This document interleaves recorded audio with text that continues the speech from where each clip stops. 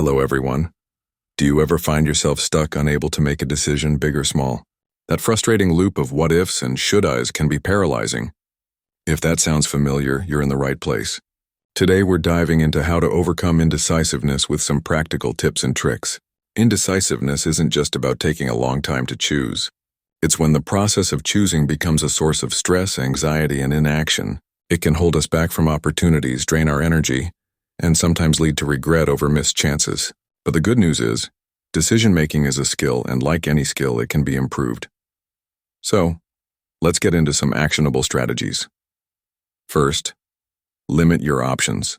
Sometimes we're indecisive simply because there are too many choices. This is called the paradox of choice. If you're overwhelmed, try to narrow down your options to just 2 or 3. For example, if you're picking a restaurant, don't browse every single one in the city. Pick a cuisine type first, then look at the top 3 rated places nearby. Second, set a deadline for your decision. Without a deadline, a decision can stretch on indefinitely. Giving yourself a specific time frame creates a sense of urgency and forces you to focus. For smaller decisions, this might be a few minutes. For bigger ones, it could be a day or a week. The key is to commit to making a choice by that time. Third, clarify your values and goals. Often, indecision stems from not being clear about what truly matters to you or what you're trying to achieve. When you understand your core values and your long-term goals, it becomes much easier to see which option aligns best. Ask yourself, which choice will move me closer to my goals or honor my values? Fourth, embrace the good enough principle. Perfectionism is a major driver of indecisiveness. We want to make the perfect choice, but perfection is often an illusion. Instead of striving for perfect, aim for good enough or progress. Most decisions don't need to be flawless. They just need to be made so you can move forward. Remember, done is often better than perfect. Fifth, gather information but don't overdo it. It's wise to gather relevant information before making a significant decision. However, there's a point of diminishing returns where more information just leads to more confusion. Analysis paralysis. Set a limit on your research phase. Get the essential facts, then trust that you have enough to make an informed choice. Sixth, start small and practice.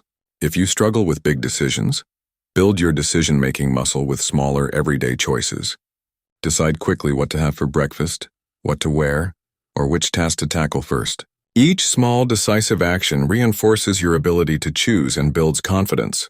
And finally, trust your intuition, but balance it with logic. Your gut feeling can be a powerful guide, often based on your subconscious processing of past experiences. However, it's also good to check your intuition against logical facts and potential consequences. A good decision often involves a blend of both.